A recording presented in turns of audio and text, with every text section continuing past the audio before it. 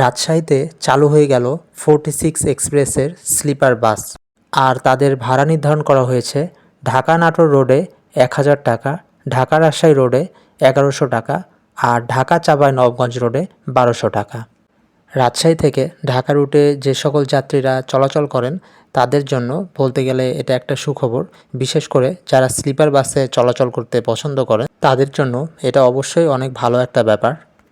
রাজশাহী এবং ঢাকা উভয় দিক থেকেই তাদের প্রতিদিন 2টি করে ট্রিপ পরিচালনা করার কথা রয়েছে। আর এই ভিডিওটি করা হয়েছিল 4 তারিখ দুপুর বেলায়। আর 4 তারিখেই রাতে রাজশাহী থেকে তারা তাদের প্রথম ট্রিপ সম্পন্ন করে।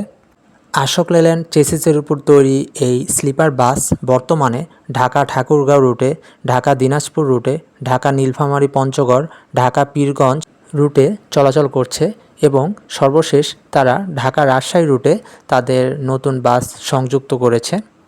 আমার কাছে ব্যক্তিগতভাবে এই বাসের পেইন্টিং এবং ডিজাইন বেশ ভালো লেগেছে এবং আশা করা যায় যে রাজশাহী ঢাকা রুটে তারা যাত্রীদেরকে বেশ ভালো সেবা প্রদান করবে।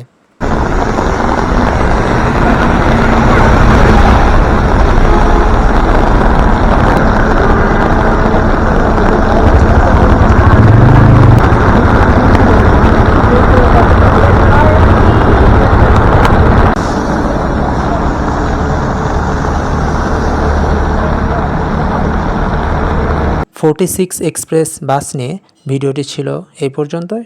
সবাই ভালো থাকবেন। আল্লাহ হাফেজ।